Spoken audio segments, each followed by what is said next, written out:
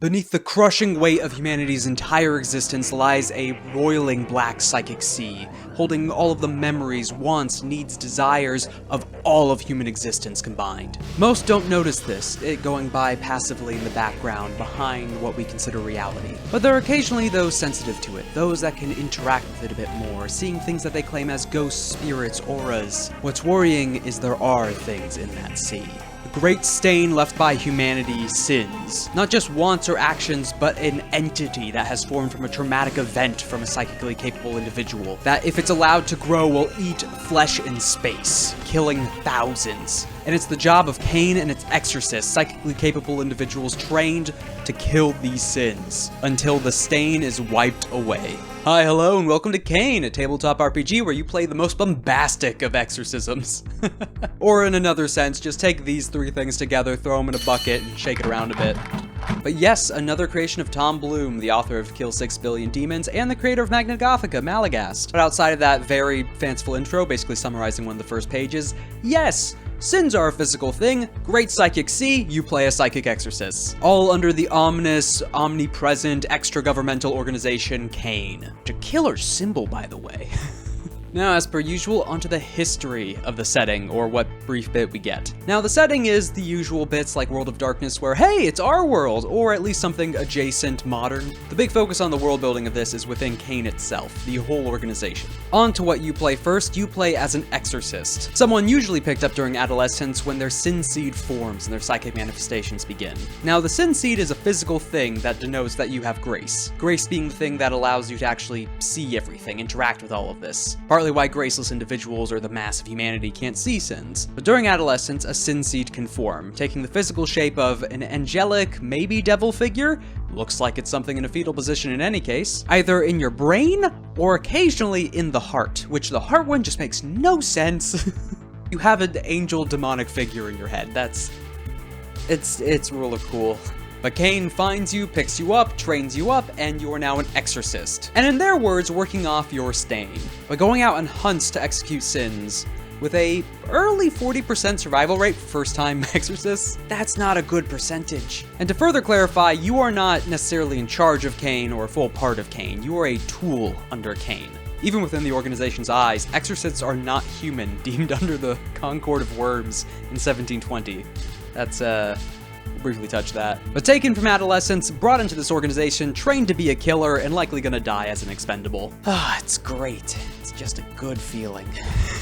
You're not just trained to hold back these psychic manifestations so you don't make sin, you're trained to use them and focus them into 12 blasphemies. You're equivalent to like a class, almost. Which we'll be touching on those later. But to the organization that takes, houses, trains, and kinda sends to their death, executioners, CAIN. Now, the history of CAIN begins with a series of hermetic orders roughly around the 1600s that were combined into the first naming of the organization, CAIN. Primarily founded around using exorcists to kill these sins and keep it all under control. Less in the idea of some kind of balance and more just kill sins. We're not here for a long-term solution to any of this, we're just here to kill when a problem comes up. But as the centuries continue on, the original foundings have been forgotten by the rest of everyone, but still vaguely known by higher-ups, again, similar to other just mysterious extra-governmental organizations enter here. I mean, they get their funding from somewhere. But going from those hermetic orders to now having an orbital space station called Seraph, with a system for rods from God attached to it, CAIN's come a long way. So in the modern time, it's divided into 4 different sections, each of these departments kind of questioning or wondering about the other with multiple secrets hidden between them. It's not truly top-down, there's a lot of different separate projects going on and secret agendas and investigations. At least they all agree, mostly, that their goal is to wipe away the stain. It's just the process they go about it. So firstly, at the top, we have Authority. Now, Authority is the smallest out of the 4, only being made up by 8 members. But they're the ones in charge. They're the council members at the very, very top. All their identities are hidden, with new members being selected by succession and a secret vote by the remaining council members. Now, while the big thing is usually just their authority in all matters revolving around CAIN, they do have some other minor details that we know of. That they have an upper 4 and a lower 4. The upper 4 being all normal humans, and the lower 4 being extremely powerful exorcists. But due to its secretive nature, even this is left a bit vague internally within CAIN, whether that's true or not. but the people in charge. Next up is SEER, namely the people stationed on Seraph, but also the general intelligence network across all of CAIN. Their main goal detecting sin events, new exorcists, other rogue psychic phenomenon and psychics, and also the maintenance, function, and weaponry attached to Seraph. But they do have a few more tricks up their sleeve, one being Heaven's Eyes, a group of specially trained precognitive psychics able to try and tell little bits of the future with a very low off rate. At least according to SEER, because if you look at the book and the fact you are actually going out on hunts, they are not detecting these things right away. Because all sins form from someone who has grace, someone who's a potential exorcist, which when your job is to detect sin events, psychic phenomenon, and potential exorcists, you're doing pretty bad if this has to happen. Now in some worst case scenarios, they also have the rail cannon, and a veil blanket memory. Essentially Men in Black wise, wiping or modifying the memories of a large scale area in case they had to mass destroy a building or something. Or a particular sin began to physically manifest where anyone could see it. And lastly, when things get really bad to the point that even the rail cannon's not gonna help, you have virtues. Extremely powerful, cryogenically frozen, category 5 or 7 exorcists that are kept up within the Seraph station and orbitally dropped. The title for these individuals called virtues, almost just deployed like a weapon. Or the Evasor assassins or Helldivers. Just coming down in some kind of pod after being cryogenically frozen. Welcome to a combat zone, crazy psychic ninja person. And also category 7 is called Demon God. I'm just gonna lay that here right now. We'll briefly touch on this chart when we get back to blasphemies and sins, but it's very powerful. Next up, a larger group of the 4, Temerity. Now, Temerity has the worst reputation out of the 4. This is namely because it's the research division. You know, whenever any secret organization, mad scientist, crazy reality-altering stuff has a research division, that kind of tracks. But research into equipment, other kinds of countermeasure productions against sins and other psychic phenomenon, the initial training of exorcists when they're first brought into CAIN, but one of the big ones being sin and anomaly imprisonment. So the whole initial motto of CAIN, until the stain is wiped away, kill all sin in these things, Temerity keeps them, or at least keeps some of them. There's even one specifically named in the book called the Spindle, which is used by Temerity to help study time anomalies.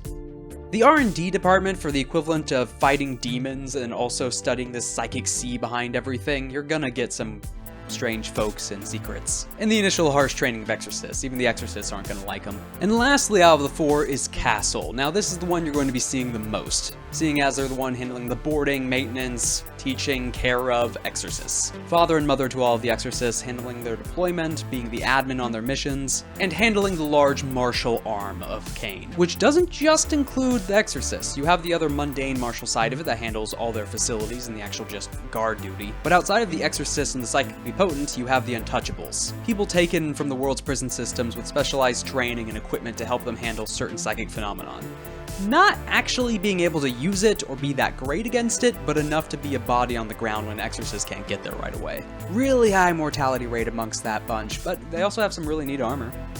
It's like a psychic hazmat suit. Castle being the last of the 4 out of CAIN, and its entire martial wing, we have the exorcists. Back to what you're playing. But outside of your initial training and the reinforcement of these psychic abilities, you have the 12 blasphemies. This is all the fun goodies and things you get to play with. Your psychic abilities which trail along the cat, or category. Which you have just general human at 0 over here, you then have imp, some demons, and god, and even past that, demon god. Like I said, category 7 for a virtue, that's a lot. That's a lot. Look down this list, that's a lot. But if you ever have a question on whether an ability can actually do something, just check this. That's what your general psychic ability does, and anything that boosts or enhances that takes it up the scale. This also goes for the sins as well. They follow the same categorization. But don't worry, CAIN claims there haven't been any sin events of level 7, because they say it would be world-altering. Now with that scale and the fact sins can also throw things of that scale and effect around at you, you obviously need to do something back to them as well. In being able to handle all of that damage, we have tension. So this is the tank. This is the psychic barriers, the force field, but also using the force field as like a hard light blade. One of their passive ability is taking enough damage to where you would go down or take an injury and just saying nuh-uh, and going back to 1 stress. ARDENCE, we're talking about psychics here, but this is fireball. Or more accurately, temperature, because you can also cool things down, both to extremes and both likely lethal. But I bring up Fireball specifically because your passive ability is being able to take damage to the point of boosting your cat. Also, if you fail and die from this passive, you explode, guaranteed killing anything around you. Even sins. But Fireball. Now we have Flux, the manipulation of time. Your passive ability being nice things of just re-rolling dice, that's standard, but when you head into your other abilities and the other domains under your blasphemy, this is where things get really funky. So some usual stuff: healing, slowing, advancing time, reversing it a bit. Some of these can cause paradoxes. And as you accrue paradox, you might accidentally unwrite yourself. At the very least, things are changing about you, because you are the anomaly in this. You're the center of it. This is also where the spindle is mentioned. When it comes to the actual logic of time travel, even CAIN admits that they don't quite know it yet. It's just that spindle's helping them manage it. It's a bit timey-wimey, except time's going to stab you. Next up is Vector. This is just straight up telekinesis. Throwing projectiles, trying to fly, glide, also as a passive stopping bullets hitting you. Basically every projectile having a bunch of disadvantages trying to hit you as you stop it in midair or slow it down. Because it's not just throwing things, it's slowing them as well. Now we have Gate, where we had Flux saying screw time, this one is screwing space. As a fun passive, you have the equivalent of a bag of holding in any pocket you have, but also the equivalent of teleportation, not in the sense of opening a portal, well, in one case, but the others being just, you happen to be standing. You were just always there. What do you mean you were across a room? No, you were in the same location. If you like the Minotaur, yeah, kinda that. Next up we have Smother, which is where the line lie to God comes from. Because your whole shtick is censoring reality, or numbing it. Able to remove the weight from something, allowing them to fly or be pushed around, or bringing heavy objects down to the equivalent of 1 pound. Or in some cases, just entirely removing something's recollection from all the psychic see, even yourself. So you're looking at a door, if you infect it with a certain ability, no one can recognize it's there, or that it's a door, or that it's something. They just see a vague thing that hurts to look at. Now your passive is quite simple, similar to ARDENCE, it just boosts your cat and the effectiveness of all of these. However, you run the issue that you begin to remove parts of yourself. Not purposely, but you just happen to, leading in some cases described of just losing your entire head. Just gone. Whisper. Now this one's the diviner. Different kinds of getting information, asking questions about the future, different secrets. However, instead of just asking a vague, amorphous thing, or just pulling this answer from the universe, you have a shadow.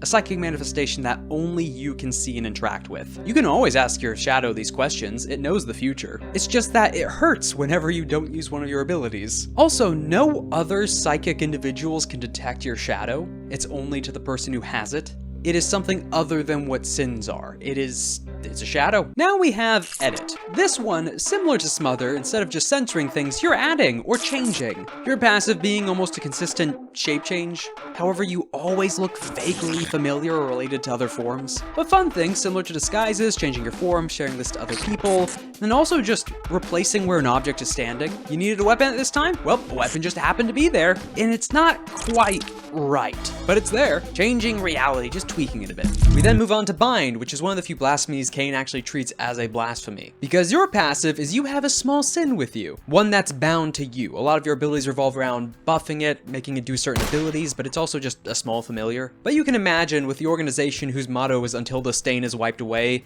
isn't that happy with one just walking around. But expanding the abilities of said companion or sin, and then also having abilities to directly impact other psionic entities. Now with Palace, it's very much the whole Mind Palace gimmick, but when it comes to people who are psychic, yeah, you have a literal mind palace. Not just a place to store information or memories, which you can actually take memories and information outside of your own mind, but during a rest, providing an actual place for people to meet mentally or recuperate. People can visit your mansion, and the servants within it can come outside of it. But when it comes to passives, it's all about buffing the rest mechanic, or the rest state of a hunt. JAUNT! Now we have a bit of telepathy, usual just kind of messaging mentally, sharing emotions, or knowing where the other is, and then also just possession. Not just forming some kind of connection between two different individuals within this psychic sea, but it's also just inhabiting or manipulating where they are in that corpse, with also a random chance of just not being in your body by the end of it. It's even got an ability called Desecrate, which has a corpse talk. So that's fun. Sympathy. This one is objects.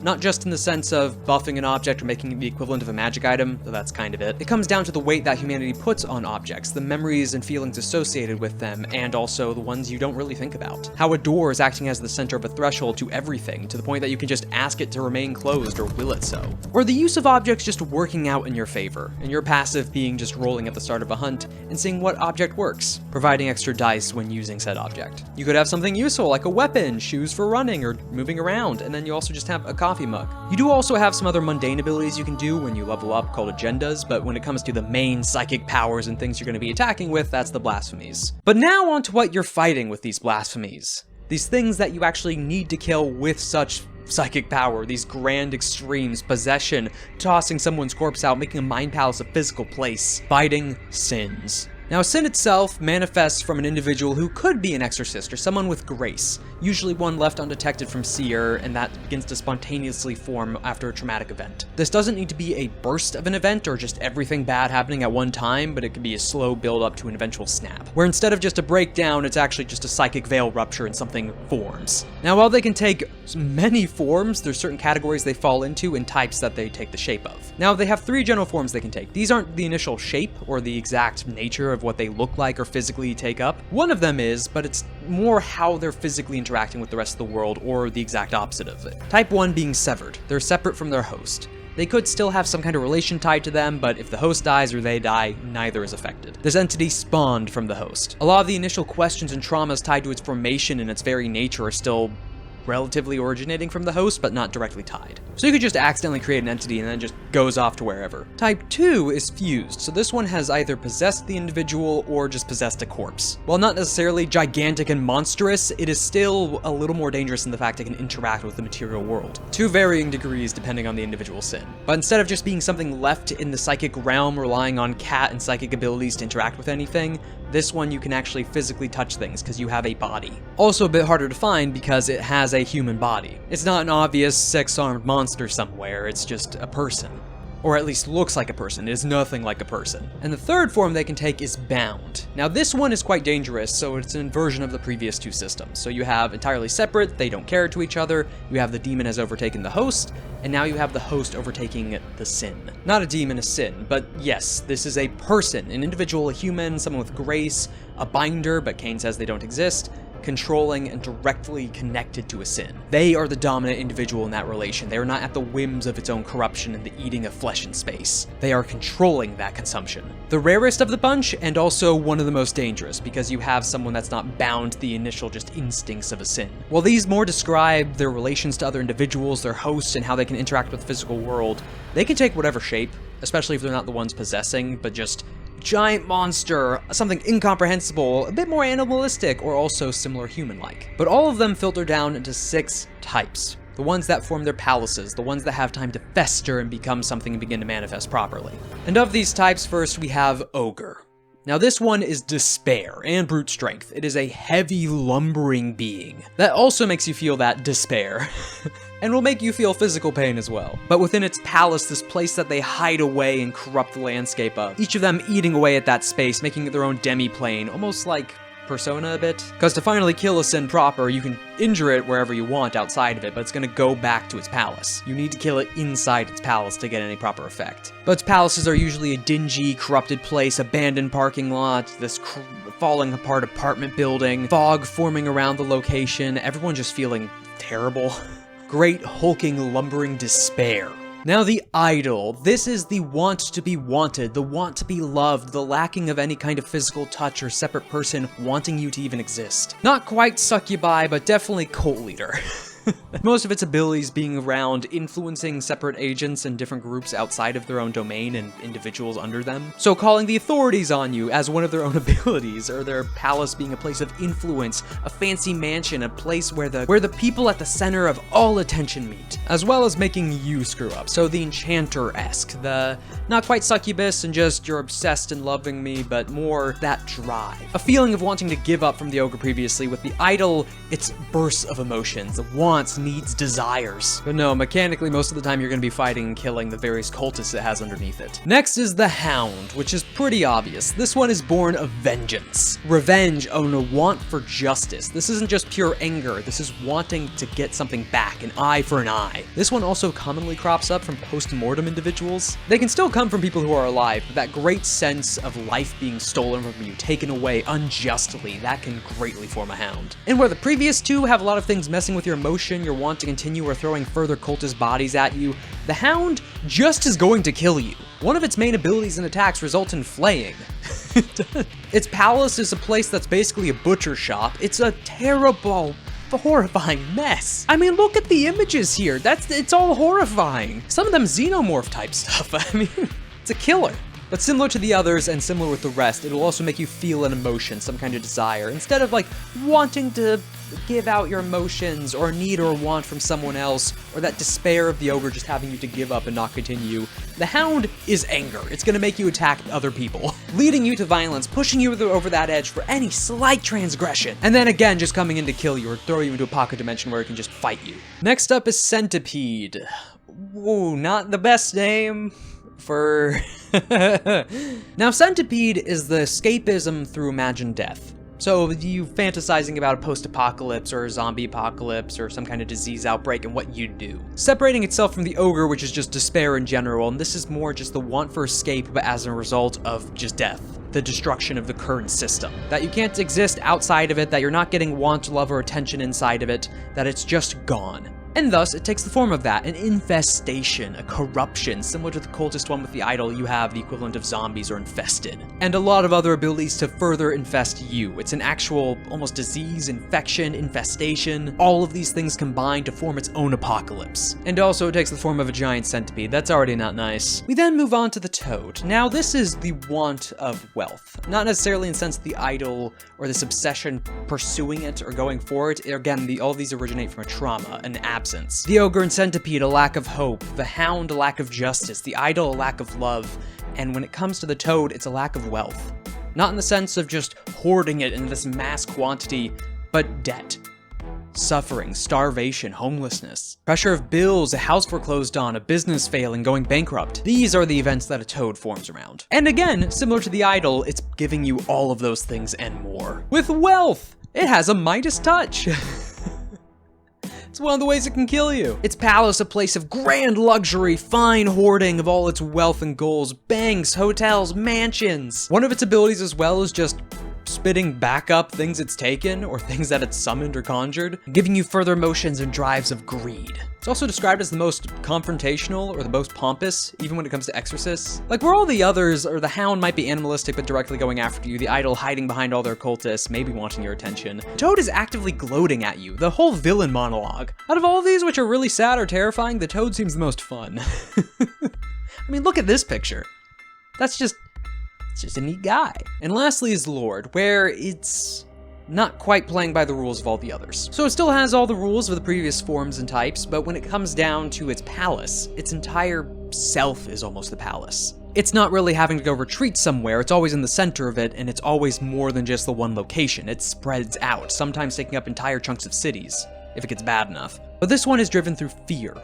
The want to escape, the want to flee, the want to hide, self-gaslighting, not willing to face the truth of a situation or the reality, and thus it forms an escape, trapping its host and anyone around within a separate pocket realm to help further comfort and lie to the host. And when it comes to its abilities, it is fighting you almost the whole way through, just by manipulating the entire palace itself and what you're dealing with. Able to change the time period, the rules of the situation, maybe modern equipment just can't exist in whatever it's fabricated, so thus it changes back to something previous. Your walkie-talkies now pigeons, just taking all your useful equipment, gone. And also in more direct attacks, just erasing you. Again, that phrase of eating flesh in space. But the Lord is a boss fight where the layer is the boss. But those are the main types of sins, the ones that have all the fancy kit, the different domains, the different abilities they can place, the palaces. But that's not to say that there aren't other enemies you as an exorcist are going to face. You've got your usual mundane stuff, like different bits of authorities you might accidentally bump into, mercenaries either knowing of this psychic stuff or just bumping into you in private corpse, and cultists. You know, that's always there. Cultists are there. You also have things that exist within that black psychic sea that aren't sins necessarily. These are called drifters. Entities that are creepy, not wanted, very concerning, and I don't like that one. But just as the name implies, they usually come in and then disappear. More of an unknown and not directly correlating with the sins, or an individual with grace. But also in this camp, there are manufactured sins. Different organizations similar to CAIN that have been typing into psychic phenomenon and capabilities, and some have figured out how to manufacture sins. None of them to the scale of those 6 different types previously, but still enough to be able to have some kind of summon on that plane of existence. But one of the more dangerous types of properly formed sins are the imago. Sins born of a trained exorcist. One that has taken multiple sin marks that have been burdened with mutation and different aberrations within the black psychic sea. Tainted by attacks from certain sins, their own abilities overwhelming them, they turn into an imago. Their entire physical form, not just manifesting somewhere separately, dying, or then being being possessed, but all it fusing and changing at the same time. Again, not like a sin that's made separately from a person with grace, but the sin seed itself properly forming and taking hold. The entire being now a psychic entity. Also your previous colleague, likely. Usually will try to flee and will form into one of the other 6 types. The dangerous part is they're trained to these blasphemies, your techniques, and also have a bit more thinking outside of the initial instinct a sin has. They can prep and plan and know you. But all those things separately are what you're here to hunt.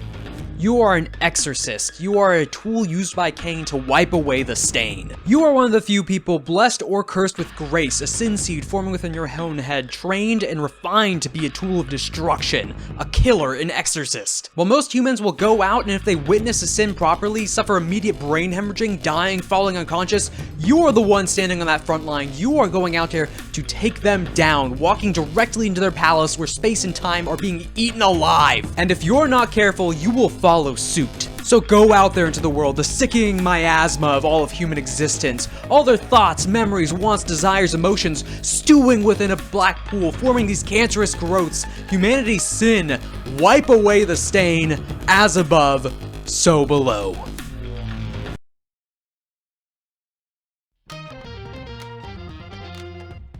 Thank you for watching the video, and man, so about 30 minutes of footage just lost all its edited audio through file corruption, so this had to be re-recorded. But yes, CAIN, and if things are okay, might also talk a bit further on the sins individually, giving them a little more breathing room. So, you know, kill sin, lie to God. Honestly, that line, reading through this initially, like, it had already begun to pick me up with the art from Magna Gothica as well, and then just that line and the abilities described around it and the whole, that's when it finally clicked for me. It just clicked. But once again, thank you for watching, thank you to my patrons, and have a nice day.